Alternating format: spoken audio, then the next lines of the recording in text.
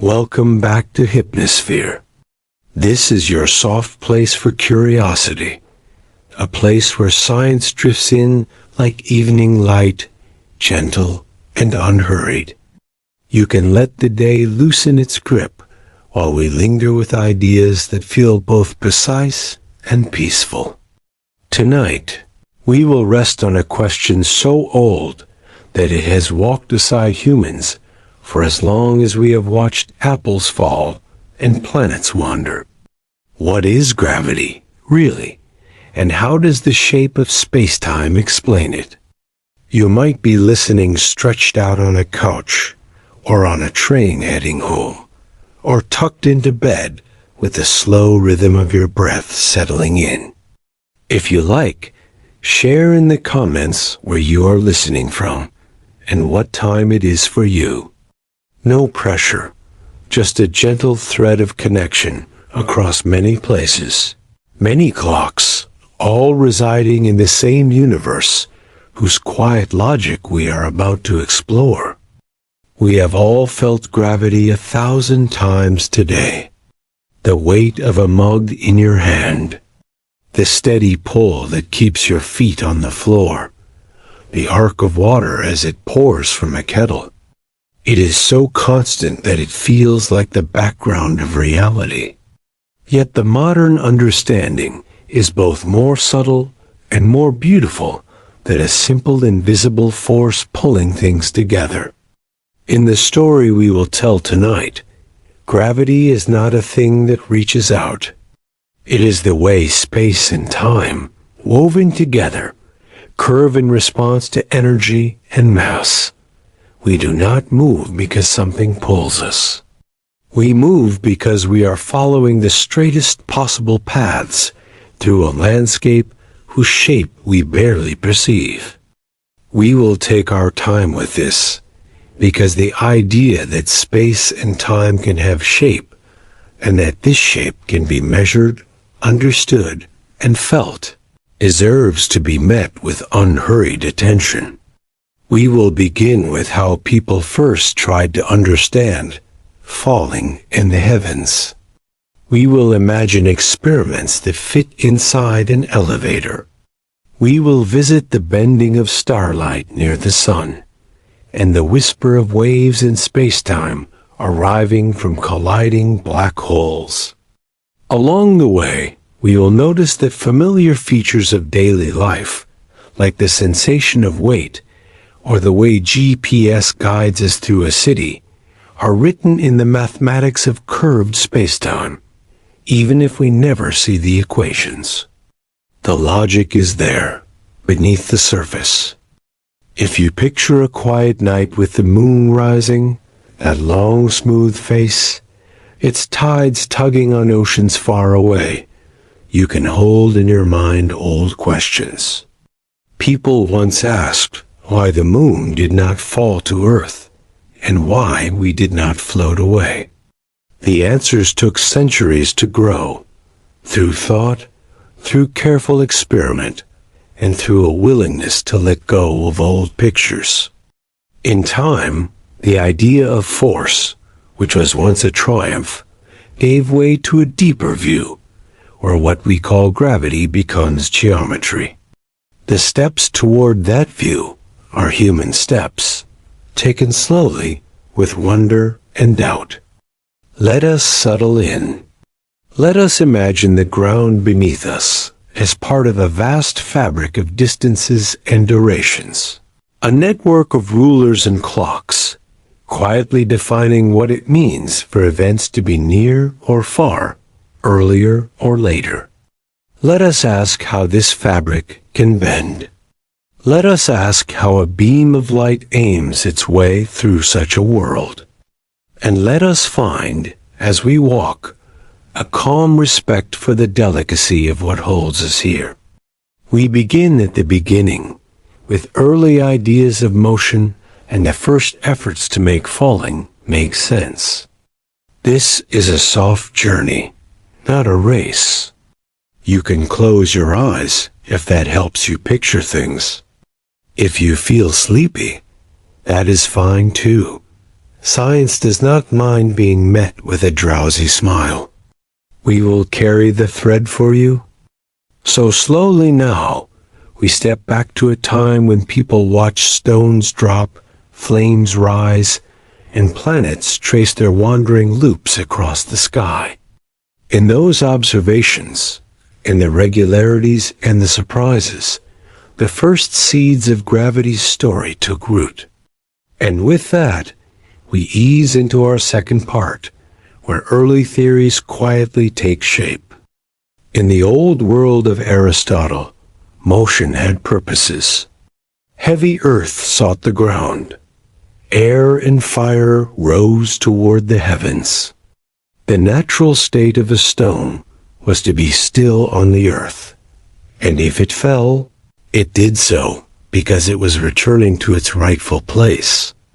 The heavens, perfect and unchanging, operated by different rules, circular and eternal. This picture was comforting in its order, connected to the ordinary feel of things. When you released an object, it dropped toward the earth. When you looked upward, the stars moved in circles night after night. A web of purposes and places bound these observations together, and for a long time, it seemed enough. Then, gently, the seams loosened. The Renaissance brought careful measurements and new habits of mind. Galileo held polished balls and studied how they rolled down inclined planes. He did not need the legendary tower to discover that different masses fall at the same rate in the same gravity, so long as air resistance is small. He refined the idea of inertia, the tendency of a body to maintain its state of motion unless acted upon. Motion did not need an ongoing cause to continue. Objects could drift on in straight lines and steady speeds without being driven. He glimpsed something that would become central much later, that laws of physics looked the same for observers moving at constant speed relative to one another. This quiet symmetry in nature would echo across centuries.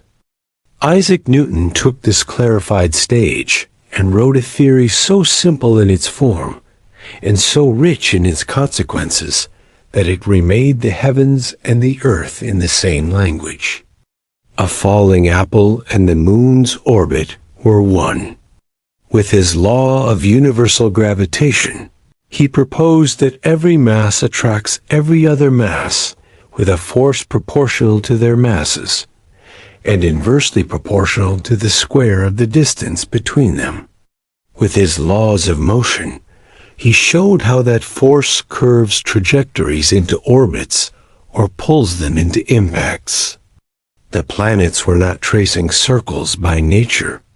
They were, in effect, always falling, always being deflected by the sun's pull, their inertia trying to carry them straight, their path bending into ellipses. Newton's universe was a marvel of calculation. It let people predict comets, design pendulum clocks, and understand tides. It unified the falling of an apple with the sky's choreography. It drew a clear line between force, mass, and acceleration. And yet buried in this triumph were questions. How does gravity act across empty space with no medium in between? If one moves the sun, does the earth feel the change instantly? Newton did not claim to know the mechanism, only that his law described the effects accurately. The picture was a deep step forward, but it left action at a distance as a kind of quiet puzzle. Elsewhere, another shift was preparing the ground for a new way to think about all of this. Michael Faraday and James Clerk Maxwell were clarifying electricity and magnetism. Rather than thinking only in terms of forces acting from one charged object to another, Faraday drew lines of force threading space, filling it with a field whose values could be measured at each point. Maxwell wrote equations to capture how these fields evolve, predicting waves that travel through space at a specific speed, the speed of light. Suddenly, action did not need to be instant. Electromagnetic influences traveled through fields with finite speed. Space itself gained a more active role, a stage carrying vibrations. This field view crept into gravity too, at least as a possibility. If electromagnetism had fields that spread and changed over time, perhaps gravity did as well. But there was another thread waiting, less technical, more intimate, and it concerned how we measure mass. We can measure inertial mass, the measure of resistance to acceleration. We can also measure gravitational mass, a measure of how strongly gravity acts on an object. In Newton's theory, these appear on different sides of an equation. One is the source term for the force. The other appears in the response to the force. Yet experiment after experiment found that these masses were equal to astonishing precision. In Galileo's rolling balls and later, in more refined torsion balances and drop towers, objects of different materials fell with the same acceleration when released in the same gravitational field. This equality was more than convenience. It hinted that there might be a deeper unity, one that could be felt firsthand. If gravity and inertia were somehow intertwined, maybe there was a way to see gravity not as a separate force at all, but as a property of motion and measurement.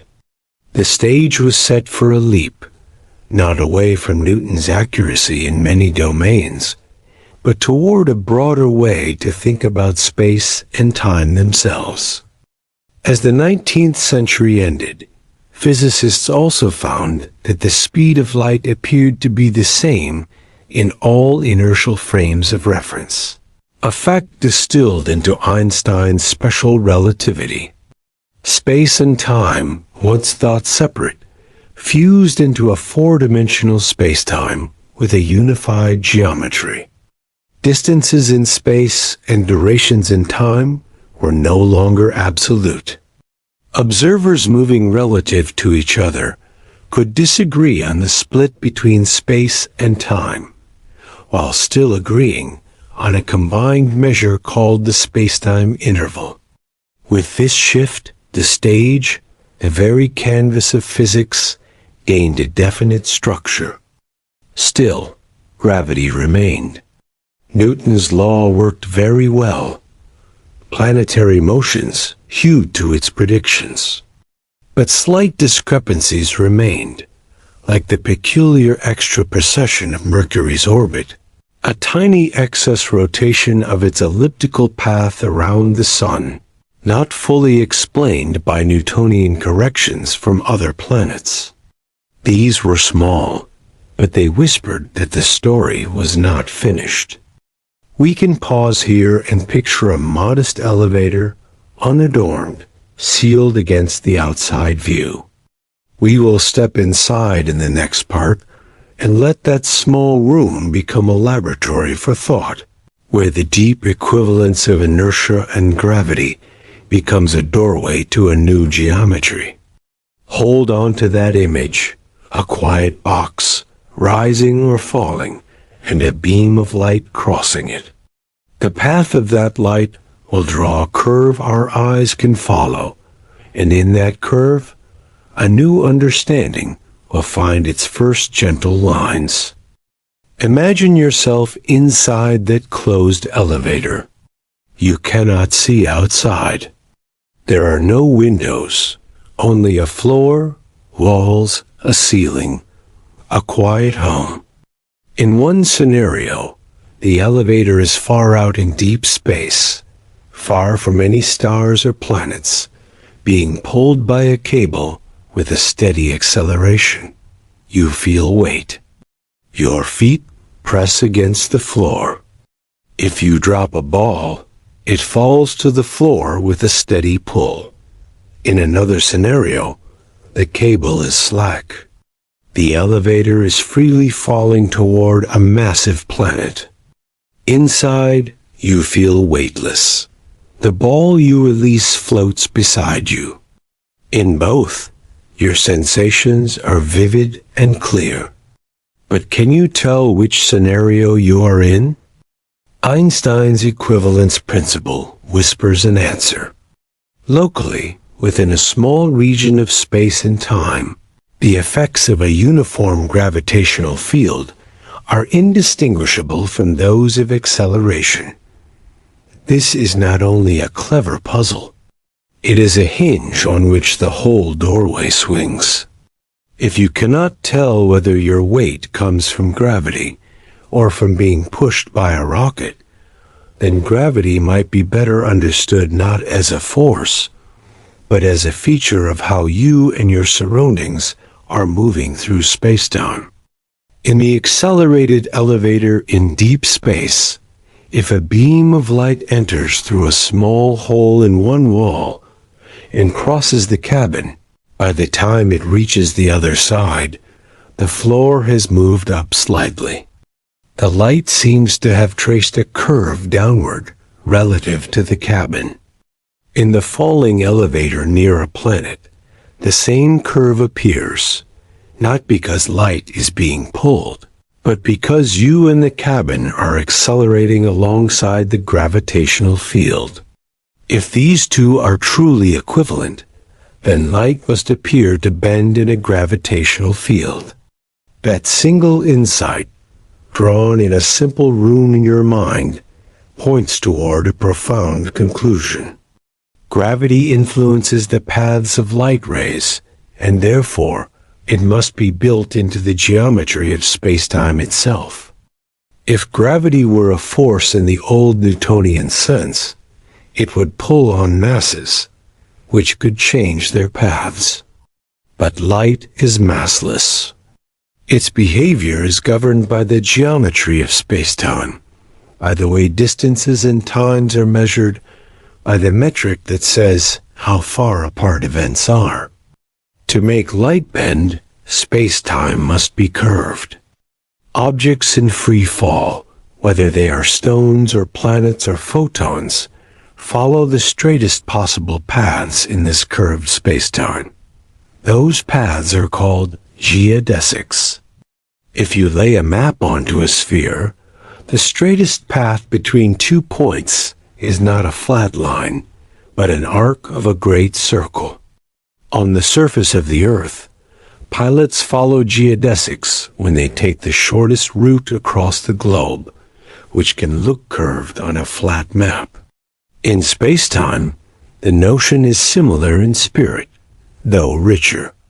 A free particle moves along a path that locally extremizes the proper time.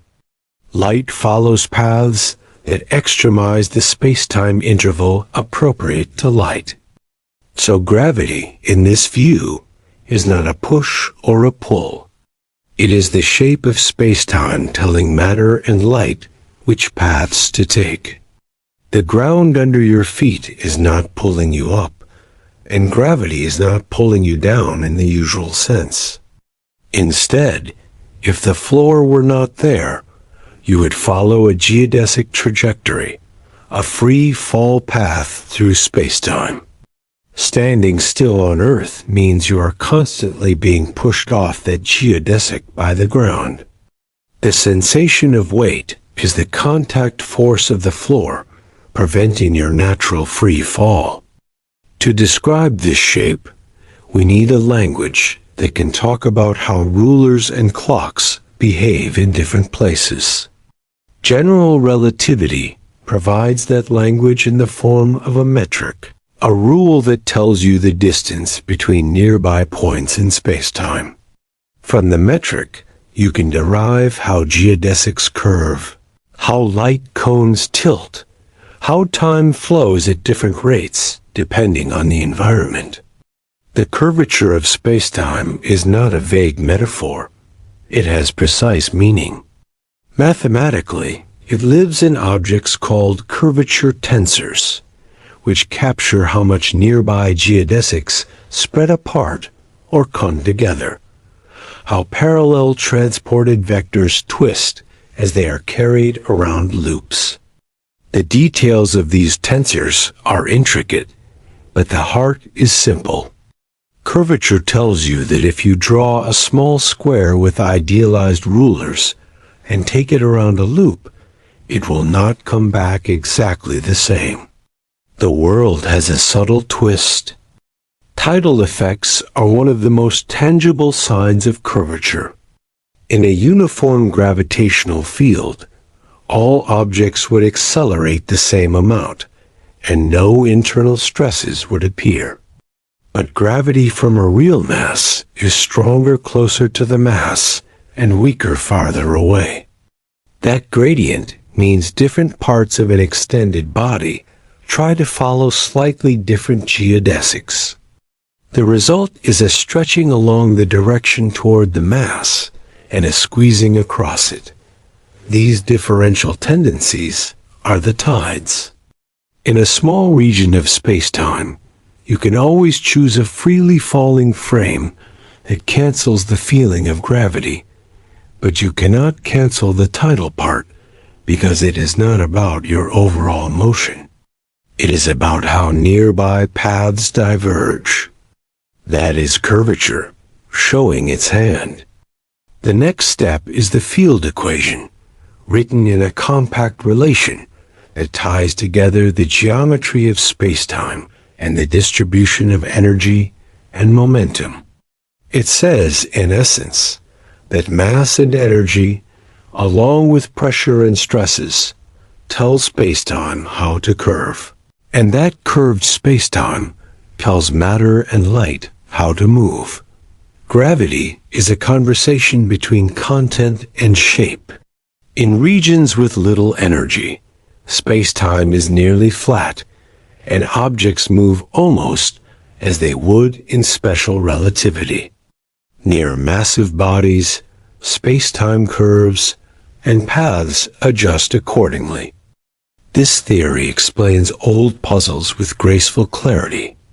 The extra precession of Mercury's orbit emerges naturally from the curvature near the Sun, the bending of starlight as it passes by the Sun. A tiny deflection that doubles what a naive force picture would have predicted becomes inevitable. Clocks near massive bodies tick more slowly than clocks farther away. This is gravitational time dilation, not because clocks are defective, but because time itself stretches differently within curved spacetime. The evidence arrived gently but firmly. In 1919, during a solar eclipse, teams led by Arthur Eddington measured the apparent positions of stars near the eclipsed sun. The starlight had been deflected just as the new theory said it would be. The precession of Mercury, about 43 arcseconds per century beyond Newtonian expectations, matched as well. In the late 1950s, a Pound and Rebka experiment measured the gravitational redshift of gamma rays moving in Earth's gravitational field, detecting the slight change in energy due to time dilation over a height of just a few floors in a building. In the 1960s and beyond, radar signals passing near the Sun took a little longer to return than they would in flat spacetime, an effect predicted by Erwin Shapiro and confirmed with increasing precision. All of these are signs of geometry at work. Open your hand and imagine a modern smartphone using GPS. The satellites that help it locate you carry atomic clocks that tick in slightly different rhythms than clocks on the ground. They move fast, which makes them tick slower due to special relativity, and they sit higher in Earth's gravitational potential, which makes them tick faster due to general relativity. The net difference is about 38 microseconds per day. If uncorrected, your position estimate would drift by kilometers. Engineers build in these relativistic corrections as routine.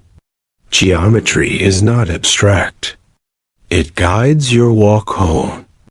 There is a quiet satisfaction here. The idea that gravity is the curvature of spacetime has a gentle inevitability once you see how light behaves, how clocks tick, and how freely falling frames make weight disappear. At the same time, it keeps a human warmth.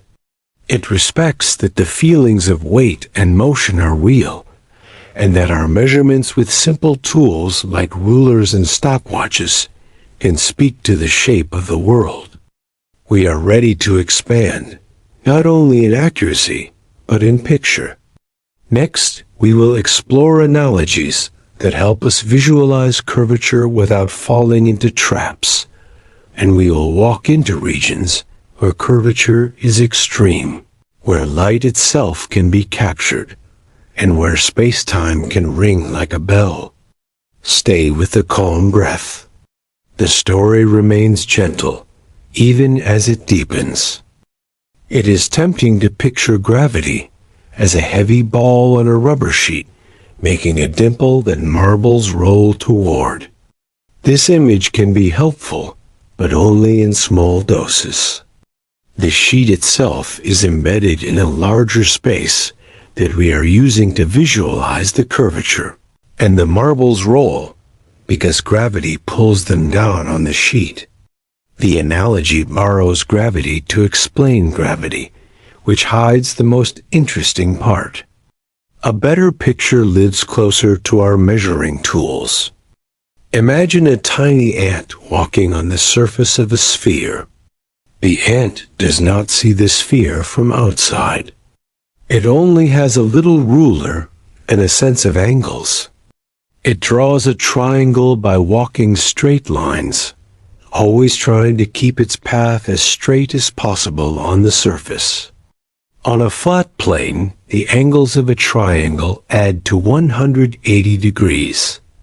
On a sphere, the sum is more. The ant can never see the embedding space, but by measuring triangles, it detects curvature. In the same way, we can use rulers and clocks to probe the geometry of spacetime. We do not need a larger place in which spacetime sits. The curvature is intrinsic, and it shows itself in how distances and times relate as we move around. We can take another picture. Imagine drawing two straight lines of longitude on a globe, separated by a small distance at the equator. They are parallel at that moment, yet as they head north, they move closer. The distance between them shrinks to zero at the North Pole. On a flat map, parallel lines never meet. On a sphere, they can. The changing distance between those lines tells you about curvature. In spacetime, nearby geodesics can also converge or diverge, depending on the curvature. That geodesic deviation is what we feel as tides. It helps to recall that spacetime has one time dimension and three space dimensions.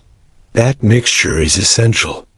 You can imagine a static slice of space like a curved surface, but many gravitational effects are really about how time itself is woven into the geometry. Near a massive body, time runs more slowly. This can be pictured as a warping of the grid of clocks and rulers, not only a tilting of space. When people imagine curved space alone, they can miss that the full story lives in spacetime. A world line is the path of an object through spacetime, laying down a thread of events. Free fall is the straightest possible thread. When you stand still on the ground, your world line bends, because the ground applies a force that deflects you from your natural free fall. You can form a gentle habit. Instead of asking why an object falls, ask what path it would follow if only spacetime were telling it how to move. Remove the floor in your mental picture and let it drift. What path is that? If two such paths start near each other and move in a gravitational environment, do they come together or move apart? Those questions draw you closer to curvature than any rubber sheet can. Curvature has farther reach. Pressure contributes to gravity just as energy density does. In general relativity, the source of curvature is not simply mass, but the full stress-energy content, which includes energy, momentum, pressure, and shear stresses. This matters in extreme environments and in cosmology. In the early universe, radiation pressure was high, and its gravity influenced the expansion. The idea that pressure gravitates can feel strange, but in the geometry language, it is natural. Anything that contributes to the flow of energy and momentum across spacetime can curve it. With this in mind, we can look at the sky with new eyes. When light from a distant galaxy passes near a massive cluster of galaxies, the geometry in between is curved enough to bend the light into multiple paths. On Earth, telescopes capture arcs, rings, and stretched images where there would otherwise be simple pinpoints. This is gravitational lensing. It lets astronomers weigh invisible mass, including dark matter. By the way, it distorts the shapes of background galaxies. It lets them map the curvature of spacetime itself across vast distances. Einstein once thought lensing would be too rare to be observed. The universe quietly surprised him. If spacetime can bend, it can also ripple. The field equations allow wave-like solutions that carry energy. These gravitational waves are distortions of spacetime that propagate at the speed of light. They are produced when massive objects accelerate in certain asymmetric ways, like two black holes spiraling toward each other. For a long time, these waves were well established theoretically, but incredibly hard to detect, because they stretch and squeeze space by tiny fractions of a proton's width across kilometers. The Laser Interferometer Gravitational Wave Observatory listened with exquisite patience. In 2015, it heard a brief, rising chirp, the final seconds of two black holes merging over 1 billion light-years away.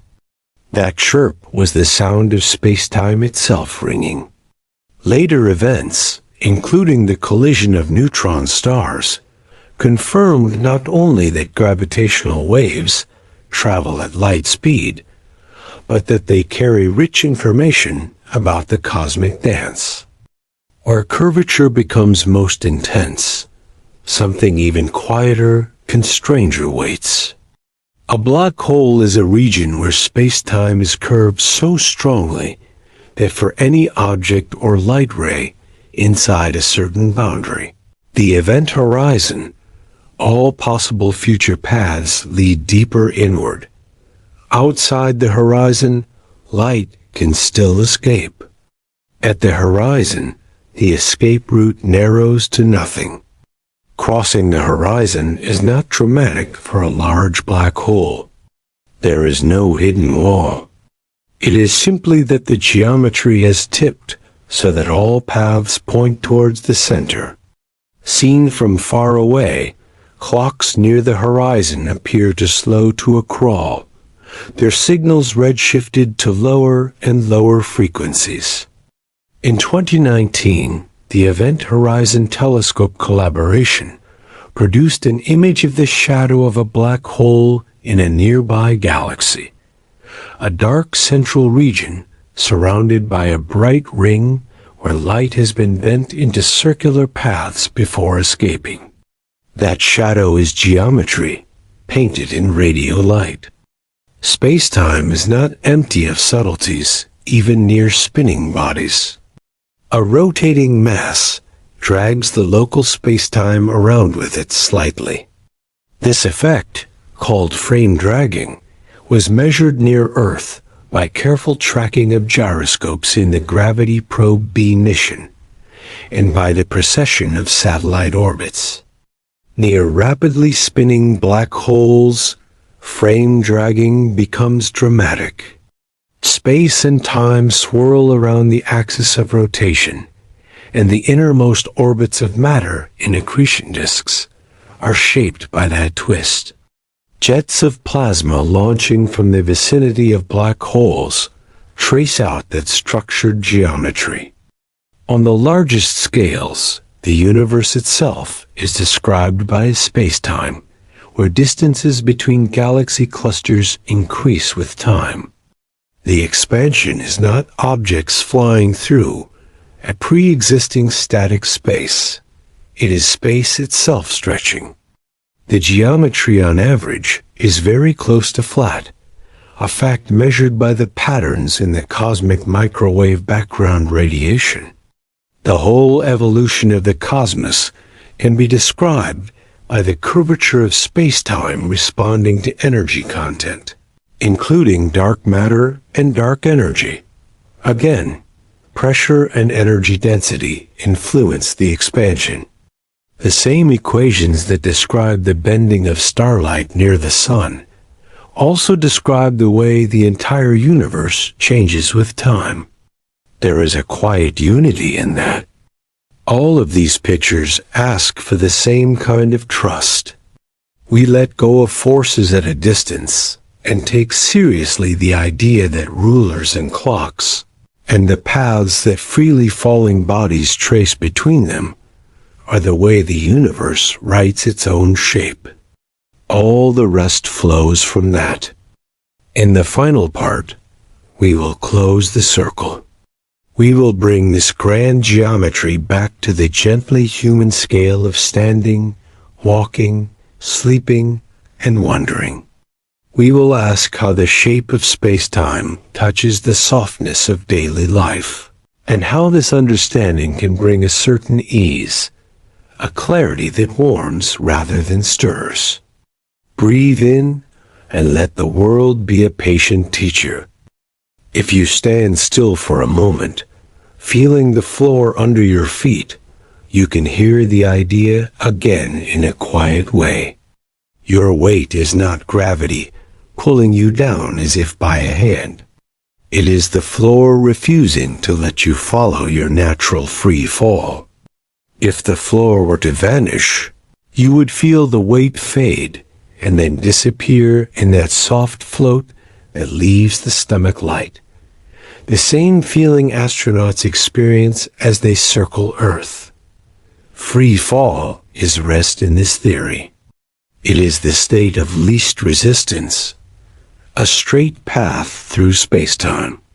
Standing is a kind of ongoing deflection from that path. Look up at the moon on a clear night.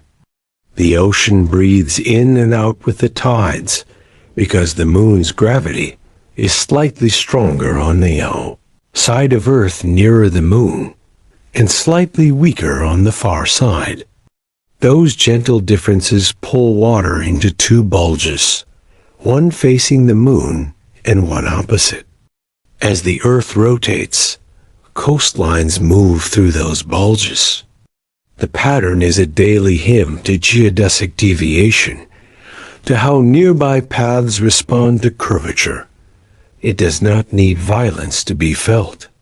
It is the slow rhythm of the planet and its companion writing the shape of space-time in water.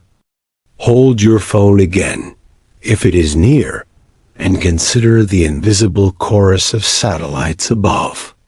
Their rhythms are tuned to a theory that says time is elastic, not whimsical, but deeply linked to gravity.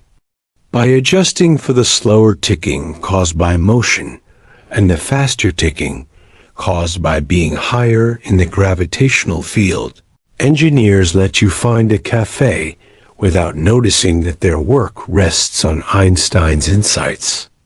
The delicate coordination of clocks around Earth is a daily expression of curved spacetime, rendered practical and modest. We can walk a little farther and visit places we will never touch with our hands. Imagine a star collapsing at the end of its life.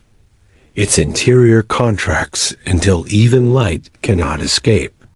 It leaves behind a region where time and space trade rolls near the horizon in a sense, where inward and future become the same direction for anything inside.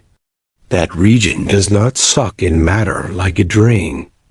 It simply does not offer any route outward once crossed. From far away, we would see matter approach the horizon ever more slowly, its light reddened, while in its own proper time, it passes through peacefully. The tension between these views is resolved by remembering that different observers slice space-time differently into space and time. Geometry holds both truths without conflict. If you wonder about the universe as a whole, you can picture its expansion as dots painted on a stretching balloon. No dot is the center. Each sees the others moving away over time. The balloon's surface is not embedded in a higher space in any necessary way. The expansion is intrinsic, encoded in distances measured by comoving observers.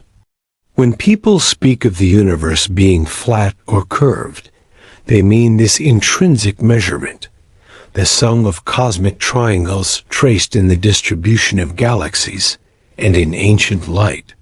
Observations tell us the sum of those angles is very nearly what it would be in a flat geometry. Even here, in the grandest possible view, the rules are the same. Measure with rulers and clocks. Compare paths. Let the data speak of curvature. There is a quiet philosophy flowing under this. In Newton's time, space and time were absolute stages. They did not respond to the play. In Einstein's time, the stage became a partner. It flexes in the presence of energy and pressure. It guides the actors even as it is reshaped by them. It is an idea with humility built in. No part of the universe is truly alone. Every bit of mass and energy contributes to the gentle tug on the shape of the whole. This does not lead to a world of chaos. The equations are steady, local, and well-behaved, and from them, a cosmos of extraordinary order emerges. We can glimpse the edges of what we do not yet know. Quantum mechanics, the theory of the very small, and general relativity, a theory of gravity and the very large, both work superbly in their domains. Bringing them together remains one of science's deeper quests. There are ideas that space-time itself might have an underlying microscopic structure, that its smoothness is emergent, that entanglement and geometry might be different ways of speaking about the same underlying relationships. These possibilities are not urgent demands. They are horizons distant and calm, inviting patient thought and careful measurement. Even without those answers, the view we have is already something we can live with happily. It says that when you take a step, you trace a little world line through space-time. When you look at a star, the light that reaches you has followed the straightest path allowed by the intervening geometry. When you sleep, Your dreams nest inside a universe whose rules are consistent and kind to the curious. Science does not have to be loud to be profound. It can be a candle you carry into a dark room, revealing shapes that were always there, and in the revealing, sharing a little warmth. If you like, you can return to the elevator one last time. Imagine a small window now. When the cabin accelerates in deep space, the stars drift in your view in a way that matches what you would see near a planet's surface. In that shared pattern lies the key we have followed all along. Gravity and acceleration are locally the same. Measure carefully, and you will find time and space adjusting their weave around mass and energy. Follow light, and you will see it bow ever so slightly near massive bodies. Trace orbits, and you will see them precipices. Listen closely, and you will hear space-time sing when massive bodies collide. All of this is of one piece. Thank you for walking this path tonight. If this quiet tour of curved spacetime brought you a sense of calm wonder, you are welcome to stay close. We make these stories as a restful place to return to. If you feel like subscribing, consider it a soft promise to meet again, without rush, for more gentle journeys through the universe. Sleep well, or travel safely, and may the geometry of your night be kind.